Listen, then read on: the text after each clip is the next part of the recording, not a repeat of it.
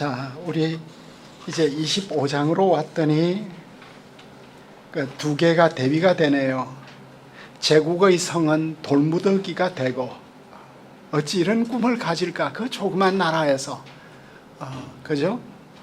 시온성은 종말론적 잔치를 하고, 우리 그리스도인들은 이 세상에서 진짜 이 존재감이 없는 존재들인데도 이렇게 꿈은 너무 야무져, 그죠?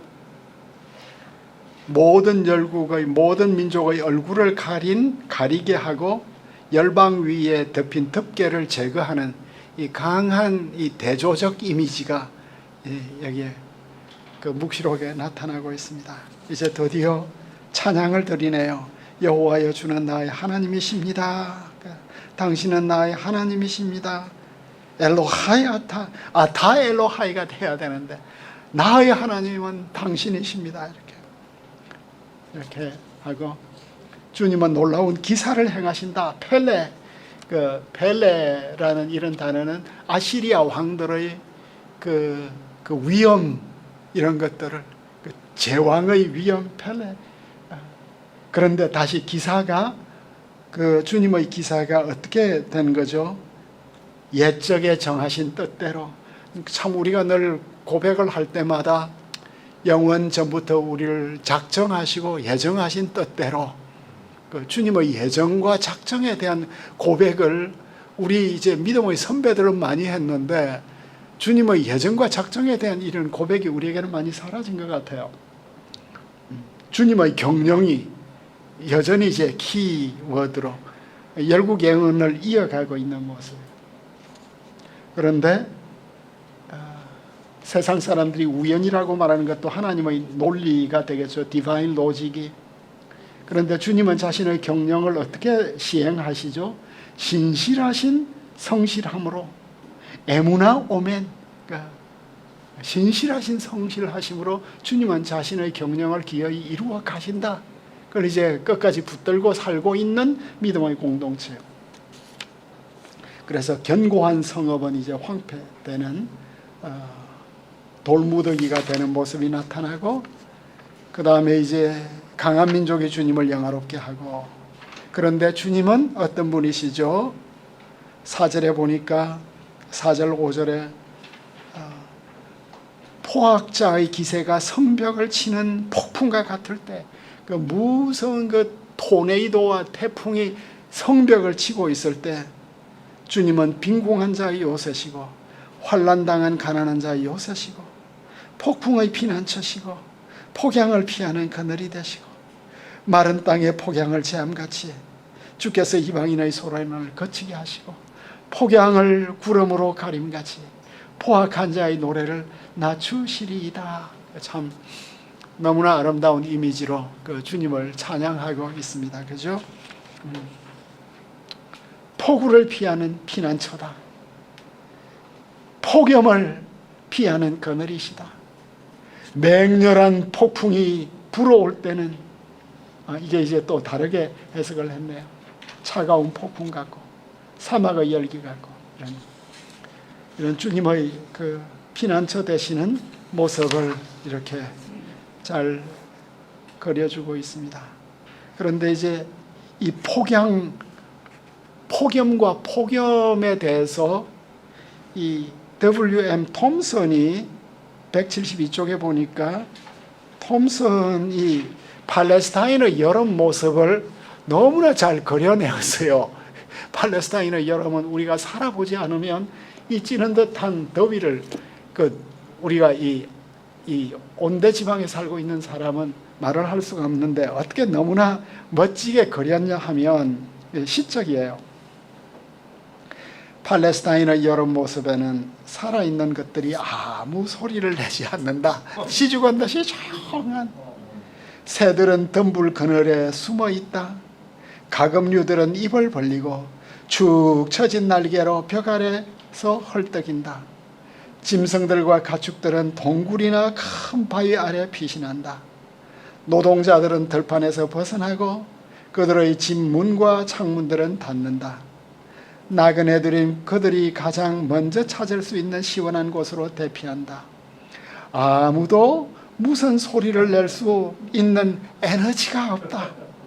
공기조차 맥이 없고 늘어져 키 큰 포플라 잎이라도 흔들지 못한다. 남풍이 구름 열기와 함께 불어 소리가 사라지고 땅은 고요해진다. 참 이 팔레스타인의 그 여름을 체험하고, 제가 아무리 이제 이런 글은 또 못 쓰는 것 같아요. 그러니까 우리 아이들이 정말 좋은 라이터들이 됐으면 좋겠어. 글을 잘 쓰는 아이들이 되어가지고 우리가 살고 있는 세상을 이렇게 잘 묘사할 수 있으면 좋겠어. 그런데 이제 이런 온 세상이 심판을 받고 돌무더기가 되는 이런 상황에서 주님은 만민을 위한 시온산 잔치를, 이사야는 시온산 신학자예요, 그죠? 이 잔치를 또 너무 멋지게 말하죠. 주님이 이 산에서 만민을 위해서 너무 기름진 것들을 다 가져오신대. 내가 오랫동안 저장했던 포도주로. 그러니까 이게 그 포도주도, 어떤 포도주는 너무나 향기롭죠. 향기가 우리의 코를 딱 찌르면 이 포도주를 사준 사람을 두 손 들어 축복해 주고 싶죠. 우리 김창록 장로님은 이런 걸 한 번도 경험을 안 해보신 것처럼, 그 야곱이 이삭이 야곱을 축복을 할 때 그 향기를 맡고 축복을 하잖아요. 그러니까 이 축복이 그냥 나오는 게 아닌가 봐. 뭔가 사람 속에 향기가 있어야 그 참 내 모든 걸 다 주고 싶은가 봐. 골수가 가득한 기름진 것과 이 모든 것들을 주시는 왕의 잔치예요, 그죠? 그 예수님의 어떤 그 잔치, 오병이어 잔치 이런 모습인데, 기름진 메뉴, 풍부한 음식, 최고의 음식, 찌꺼기를 잘 걸러낸 포도주, 맑은 포도주. 그러니까 앞에서는 황폐함과 메마름과 파멸과 저주가 나왔는데, 앞장에서는 포도주 떨어졌고 포도나무 말랐는데, 이제 하나님께서 이 참 고통스러운 세상에 오랫동안 저장했던 최고의 포도주를 우리 모든 성도들에게 이렇게 주는, 우리의 설교도 이렇게 많이 오랫동안 저장했다가 이렇게 싹 나오면 얼마나 좋을까 하는. 네. 네. 네. 그렇죠. 네. 네. 네. 네. 그렇죠. 와인이 리스펙트래. 아이고, 칼빈은 와인으로 봉급을 받았대요. 워낙 손님들이 많이 오니까. 그 리폼드 트래디션은 와인을 그 축복해요. 근데 이제 우리는 경건주의 후손이니까 이제 술 이야기하면 큰일 나는. 그래, 그때 이제 그동안 우리가 다 우상에게 이렇게 덮개를 가리게 쓰고 덮개 쓰고 있었는데, 이거 다 하나님께서 제기해 주시는. 그러니까 표준 세번역은 이걸 수의로 번역을 했네요. 수의를 제거하는 것은 죽음을 제거하는 거죠. 그러니까 죽은 자가 다시 생명을 축하하는 모습. 근데 하겔리야가 이게 이사야 6장 9절에서 10절의 인유다. 귀먹고 눈먼 저주가 제거되는, 그 자기 백성들, 하나님 백성들도 진짜 안 변하잖아요. 그죠? 언제 인간 될까 하는데 이게 어느 날 벗겨지는, 사망을 영원히 멸하실 것이라. 그러니까 이 덮개를 제거하는 이게 뭐냐 하면, 수위를 제거하는 이게 뭐죠? 사망을 주님께서 영원히 멸하시는. 이사야가 어떻게 이런 부활의 꿈을 가졌을까요? 열국에서 눈물 씻기고 백성 수치 천하에서 제거하고. 이게 이제 참, 이게 영원한 언약, 이게 다 언약의 고백인데, 앞에서 이제 뒤에 보면 예루살렘의 지도자들이 우리는 사망하고 언약을 맺었다고 하거든요. 죽더라도 간다. 그런데 주님은 생명 언약을 맺고 있습니다. 이제 여기에서 보니까 이건 누구의 말이죠? 이건 빌터버그가 이야기를 했네요. 빌터버그가 여기의 언약은 고도로 포괄적이고 우주적이다. 175쪽 이 하단 부분에 있는 주님께서 자신의 백성과 맺는盟約이 아니라 만민과 맺는 언약이다. 만국이 시온에 오는 언약이고 국가와 민족의 경계를 넘어가고 모든 나라가 주님의 언약으로 파트너가 되고 이 장면은 구약 성경에서 완전히 새롭고 고유하다. brand new and unique하다. 종말론적인 제사의식. 이것이 언약식 사란이 너무 놀랍다. 폴라스키가. 이 잔치의 성격은 잔치에 참여하는 자들이 주님의 주권을 인정하는 언약 형식, 카비넌트 타입의 잔치로 보인다고 로버츠가 이렇게 주석을 내렸습니다. 이 모든 눈물 닦아주는 이 이야기가 사망패하고 눈물 닦는 이야기가 요한계시록에 왔어요. 그러니까 제가 이번에 이사야를 보니까 이사야를 제일 많이 인용하는 텍스트가 계시록이라 너무 이게 참 신기한 거예요. 이사야 전체가 이렇게 아포칼립틱한 이미지들을 막 이렇게 역사 속에서도 막 깔고 있는.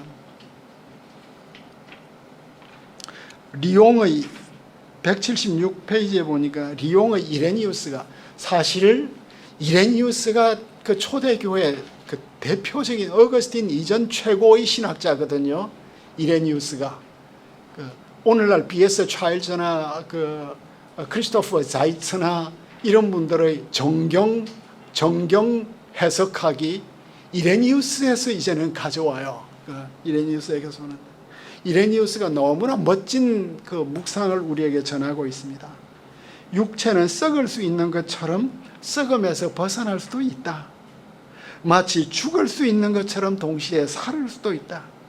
이 둘은 서로에게 자리를 넘겨준다. 그죠? 죽음과 생명은 같은 자리에 있을 수 없어. 어떻게 이런 생각을 다 하죠? 하나가 다른 것에 쫓겨나가고 하나가 있으면 다른 것은 무너진다. 죽음이 사람을 붙들면 생명을 몰아내고 죽은 자로 만들고 생명이 사로잡으면 죽음을 몰아내고 하나님께 산 사람으로 회복시킨다. 이전 생명은 추방되고 새로운 숨결 주시고 성령으로 주시고 영적 존재로 만드시고, 그러니까 이런 하나님은 없어요. 이 세상에 성경이 주시는 하나님은, 성경이 증거하고 있는 하나님은 이 세상 어떤 종교에도 없어. 근데 우리가 그 하나님을 너무 모르는 거라.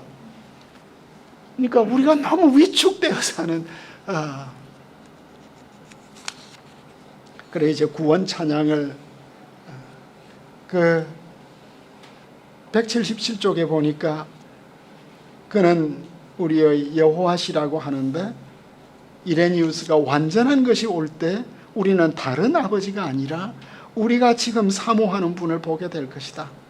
다른 그리스도와 하나님의 아들이 아니라 동정녀 마리아에게서 태어나시고 고난받으시고 우리가 믿고 우리가 사랑하는 그분을 볼 것이다. 이사야가 말한 바와 같다. 베드로도 같은 말을 했다. 다른 성령이 아니라 우리와 함께 하시고 아바 아버지라고 부르짖는, 교정할 시간도 없어가지고 성령을 받으실 것이다. 이 모든 것들에서 우리는 전진하고 성장할 것이다. 참 더 이상 희미하게 주님을 보지 않을 것이다. 주님께서 이제 이 열국 이사야 예언에서 모압이 유일하게 역사적인 이름으로 이제 언급이 되고 있어서 여기에서 이제 소선성, 이것이 이제 모압이냐 아니냐, 그러니까 이 혼돈의 성, 소선성, 견고한 성이 뭘 가리키냐 하는 것에 대해서 여러 이론들이 있는데, 제가 볼 때는 결국 아시리아의 멸망을 바라보고 있는 것이 아닌가 하는 생각이 듭니다.